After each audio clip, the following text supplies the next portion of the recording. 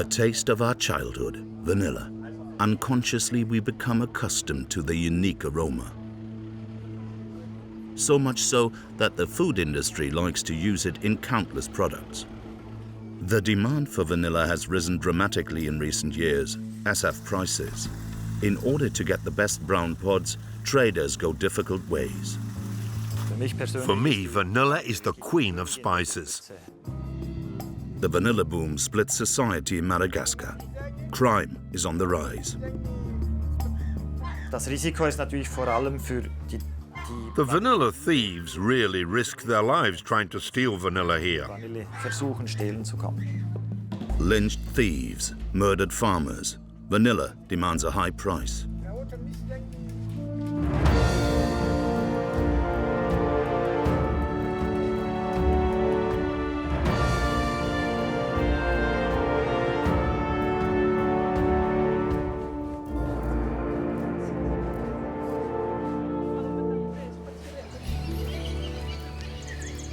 The vanilla orchid. Hand-pollinated, the orchid blossom produces green pods. The elaborate processing gives the so-called bourbon vanilla its brown color, exudes a sensual aroma, and is in demand worldwide. Antananarivo Airport, capital of Madagascar. Vanilla dealer Jörg Brandt on a difficult mission. In the sacks, material. His destination is difficult to reach. The city of Mananara in the north of the island. The fact that the cyclones that came over Madagascar have increased the price of vanilla is certainly not wrong. But in my opinion, it's not the main reason. The cyclones may have affected 10 to 20% of the crop, but at the same time we have 10 to 20% more crop this year. I think it's just a question of demand and supply, and demand is still very high. It is a 2-hour flight to the destination. The vanilla dealer is known, one of several dealers in the city. He has lived in Madagascar for over 25 years. Most vanilla dealers here don't want to be filmed. Brandt is an exception. Around 40,000 people live in Mananara. There's only one paved road. The branch of Jörg Brandt. It has the function of a stock exchange. Representatives of the farmers meet with the Swiss to fix the prices for the harvest. I'm a little nervous because now it's neck or nothing. How expensive will vanilla be? Will it possibly become cheaper or even more expensive? For some time now, farmers have been experiencing a price explosion. A kilo of processed vanilla cost 35 euros just a few years ago. Today, it costs over 600 euros on the European market. The farmers expect this to continue, which makes negotiations difficult. There is a strategy, which means that I will tell them why I think that prices will fall. And of course, they hope that prices will stay high. The problem with the negotiations is that we are the price makers here, which means that all people look at how much we pay and then adjust to those prices. It's tough competition and Brandt can miscalculate. There may be adjustments. The price could even go up, of course. If we agree on prices and everyone else pays a lot more, then we won't get any vanilla anymore. They'll simply keep it. 2 hours later. The clapping seals the deal. The price this year, 400 euros for a kilo of processed vanilla before export.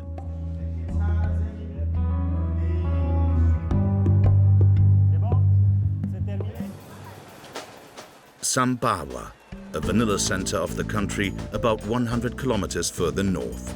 The pretty beach idyll is deceptive. Here, the battle for vanilla has taken on extreme proportions. Marino Rajainina is considered the voice of the vanilla farmers, the only journalist in the world to deal almost exclusively with the subject of vanilla. Every evening, he reports about price developments and crimes around the pod on Radio Vanilla. A dangerous job. He was kidnapped and threatened with death several times. Nevertheless, almost daily he travels to the villages of the region, listening to the concerns of the vanilla farmers. Radio is often their only journalistic source. The rumor mill is boiling. The radio reporter wants to get to the bottom of it. The villagers tell him about fraudulent merchants and brazen thieves. 70% of their crops are supposed to disappear. They feel defenseless, they tell the journalist. The police usually let the peasants down. That's why they think lynchings are justified. Only a week ago, a young family man was caught red-handed and killed by the village community. I witnessed one murder so far. They killed him right in front of me. Usually the vanilla farmers don't call me until after the murder. The lynch law of the farmers is carried out with machetes. The reporter documented over 90 murders in the first half of 2018. 10 of them were farmers killed by thieves. Official numbers don't exist. Murderers never get caught. A vanilla farmer takes the reporter into the fields. All the green pods, she explains, have been stolen from her, even before they were really ripe. Rarely are thieves caught by the police, as in these pictures of the reporter. If they are, the farmer's wife says, they are released through bribes. Thefts are a huge problem. The farmers say that more than 70% of their crops are stolen, a controversial number, but widespread in Madagascar. The reporter meets an interview partner. The American has been living in the village for a year, working for the US Peace Corps. He rather believes in 30 to 50% loss. That's such a high number. I feel like people would complain about that more, and there'd be more just a lot of complaints. But what I see is people building new houses and buying TVs and computers and things like that. So it doesn't seem like 70% of their income is disappeared. Authorities hardly care about the problem. That's why the journalist is so important. But who commissions the thefts? For many farmers, it is clear. The big companies from Europe and America. The rumors are persistent, and the name of a German company is mentioned again and again. The farmers have no proof that Symrise use green vanilla. But a lot of people complain about it, and there are rumors. Symrise stated that they have nothing to do with it. They claim they're not involved in dark deeds. The vanilla reporter wants to get to the bottom of this. His destination, the branch of the German company Symrise.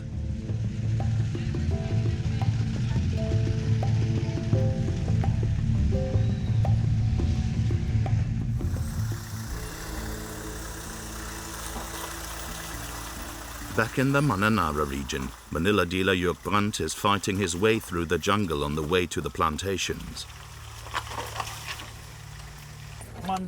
In order to get the best vanilla, you have to take stony paths here. It can take him 5 hours to cover 15 kilometers. Such roads simply belong to life in Madagascar. For many men, this, of course, is a boy's dream, to drive on such roads, even if it takes a long time. The huge island state off the African southeast coast captivates Jörg Brandt. There is a unique animal and plant world.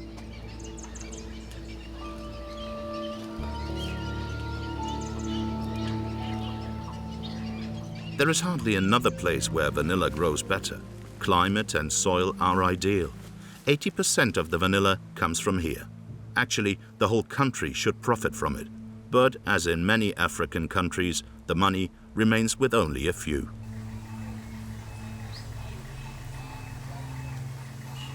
Of the 25 million inhabitants of the island, 92% live on less than €2 a day.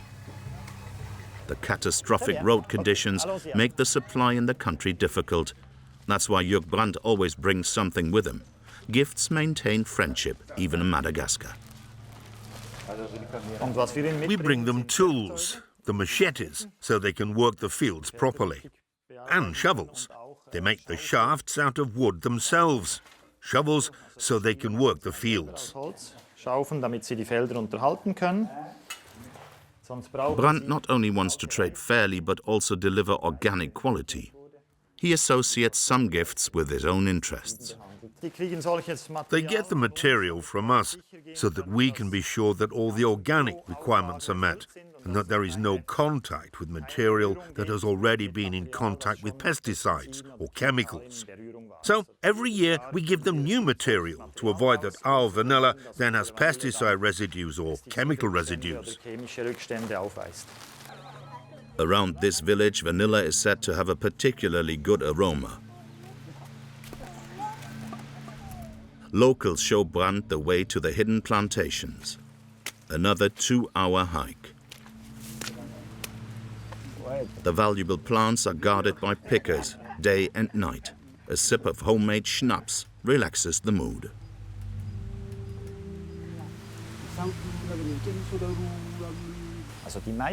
Most vanilla plantations are high up in the hills and hard to reach.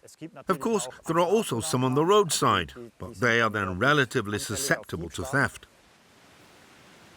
Vanilla orchids are sensitive. When planted wrongly, they suffer. Exactly. He just explained to us that this is the sign of sunburn on the vanilla plant. It happens when the plants don't get 50% shade from the big trees. Too much sun gives sunburn on the leaves, and that affects productivity.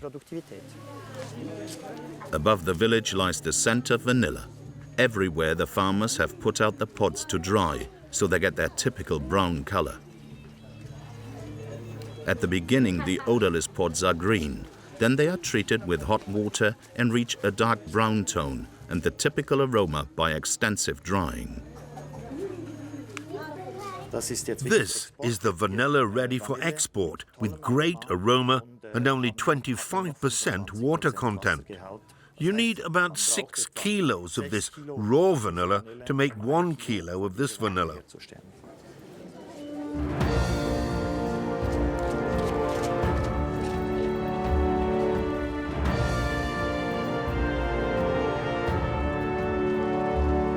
Hamburg. Here, the cost explosion on Madagascar is causing headaches. The city's spice traders must pass on the high prices to consumers. Christoph Hanke operates a trade with fine spices. He sees strong competition in the large corporations. Vanilla has become very expensive due to the high demand and, above all, because the large corporations also play an important role.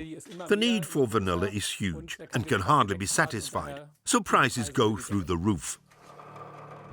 The trader obtains most of his pods directly from Madagascar. As a powder or as a whole, he usually sells the valuable goods to restaurateurs. Vanilla is not just any old product for the Hamburg spice retailer. Of course, the smell reminds me of my childhood, and I will never forget how I ate the first vanilla ice cream. Hanke likes to visit his customers personally to make the extreme price increases palatable to them. It's problematic. Unfortunately, I have no other choice, because the prices have risen so much and I don't know how to explain it to my customers. Restaurant chef Heinz Wehrmann claims that only recently he only paid 120 euros, while he is now supposed to pay 720 euros for the same amount of vanilla. He jokes that Christoph Hanke is probably on holiday too often. They finally agree on 667 euros and 50 cents. Almost 670 euros a kilo, a premium price. But he reckons it was worth it. But now it's time to take a look at the precious product. The chef thinks that the top price has almost been reached.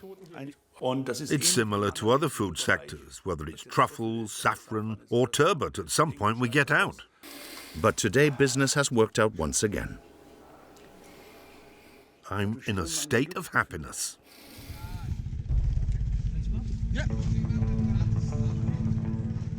Zambawa, Madagascar. Investigative journalist Marino Rajaunina is still on the trail of major corporations. Who's responsible for stealing the green vanilla? The target, the German corporation. Simrise produces fragrances and aromas. The reporter was here unannounced before and chased away. His journalistic resources are limited. With the help of our drone, he now wants to see if the company already has bags of green vanilla on the premises. This would be forbidden at this time because the harvest is regulated by the state. Nothing can be seen from the air. And the families of the workers also report that there is still no green vanilla here. The vanilla reporter wants to question Simrise directly. He gets an appointment via the head office in Germany. Together with the translator, he enters the branch. He has no idea what to expect. He has not had good experiences with corporations so far. But this reception is friendly. The French manager shows himself open-minded. No, what is true here in Madagascar, and especially in vanilla, is that you will always find some actors who will buy vanilla before the opening. But fortunately, it's really it's nothing. Regarding the quantity of vanilla, it's nothing. The volumes tend to indicate intermediaries. They would hardly be relevant for large corporations. We can afford to do something wrong. I mean, we are so much visible, and there is people who don't like us. That it's easy to put us out of the Sava region. In fact, many companies already had to struggle with state reprisals here. The caution is understandable. In his evening program, Rajaunina reports live from his research. Considering his possibilities, the reporter has achieved a lot today. He'll keep up the story, but the German company is out of focus for now.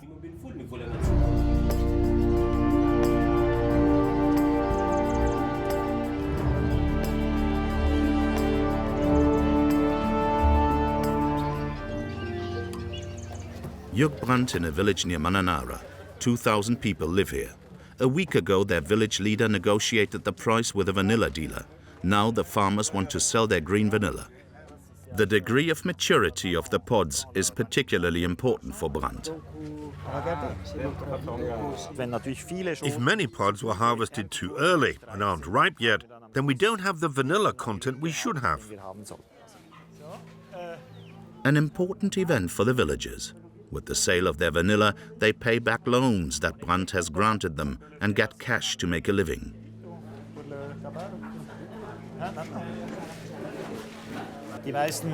Most of the pods have a yellow tinge towards the end, which means that the maturity of the pods is very good. If it's already split, it's overripe.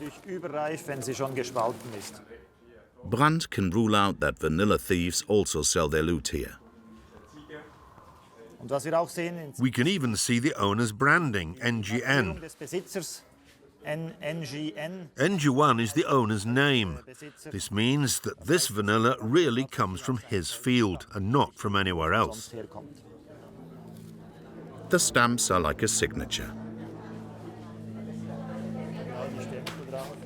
Good produce for good money. None of the farmers here have ever eaten a vanilla pudding. No one knows what is conjured up from this spice in Europe.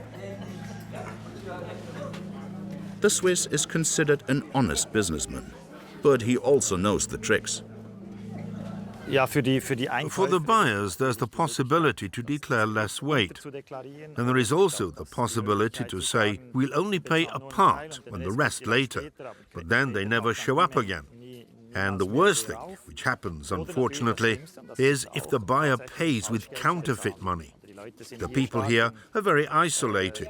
They don't know exactly which banknotes are real and which aren't. The SUVs are loaded. Brandt buys green vanilla because he can increase his profit margin and ensure quality through his own processing. First, the green pods are pre-treated in 70 degrees hot water.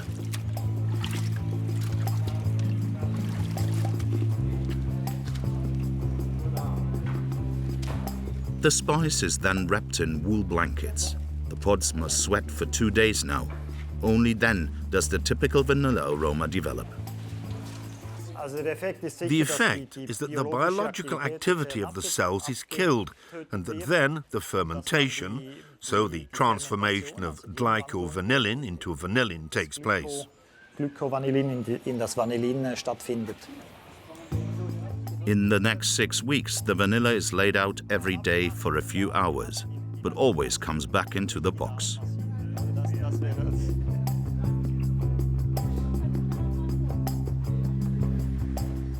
After that, the drying process for almost 2 months, an enormous effort to guarantee the unique taste of bourbon vanilla. Finally, the product receives a special treatment. Here, the vanilla is massaged again, so that it can unfold its full aroma. It doesn't do this because it loves massages so much, but because the massage mixes up the seeds once more inside, and so the aroma can really unfold in the pods.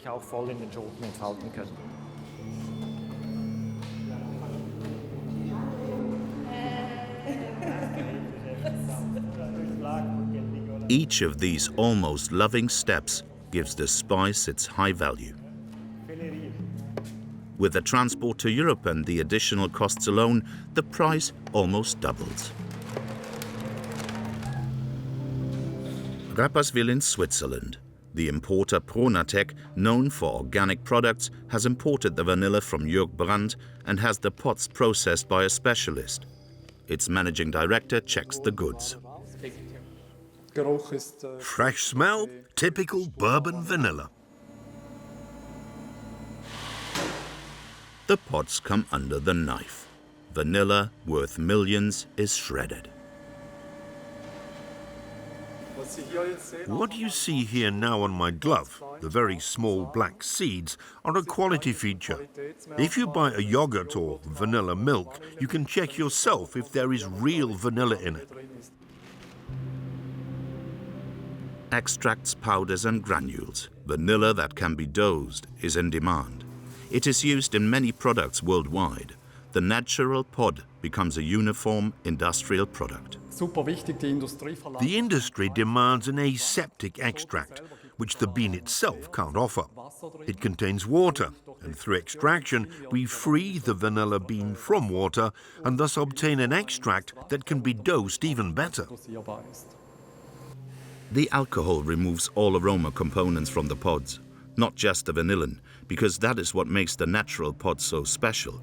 In addition to the vanillin, they also contain thousands of other components that make up their unique aroma. This is now the finished vanilla extract as it goes to the industry. All the ingredients from these roughly 50 pods are in there and filled up with ethanol to form a liquid extract. Yogurt, ice cream or chocolate. Vanilla then reappears in small drops in supermarket products.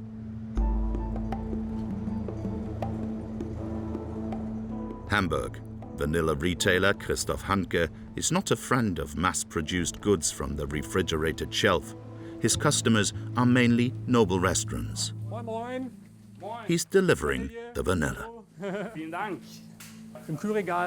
The products in the refrigerated shelves of our supermarkets consist of hardly any real vanilla, but it still says contains vanilla.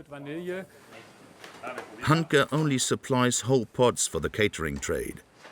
Head chef Cornelius knows a trick to enhance the taste once again.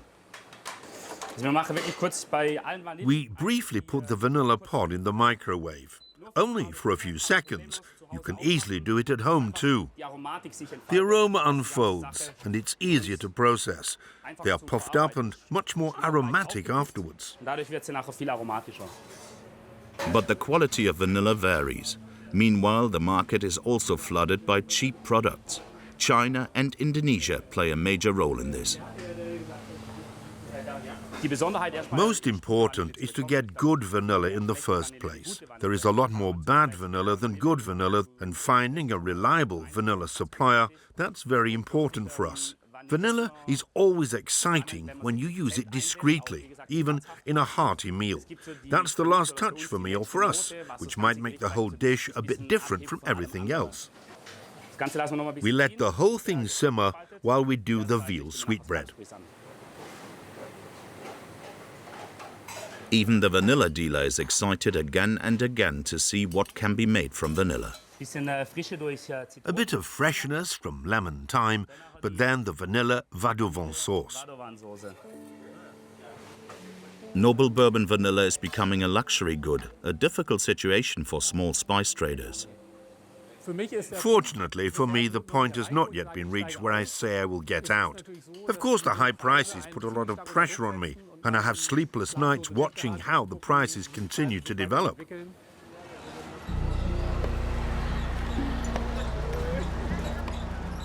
In Madagascar too, the value of vanilla is well known. Business has changed. It's not only crime that worries Jörg Brandt. What makes it tricky at the moment are the very high prices, which bring a lot of people into the business who had nothing to do with it before. I'm talking about mafia associations, politicians, and so on. As a result, there is little trust in politics and police in Madagascar. Corruption is part of everyday life in a government that controls the vanilla trade. After the work is done, the workers are searched to see if there is still a pod hidden somewhere.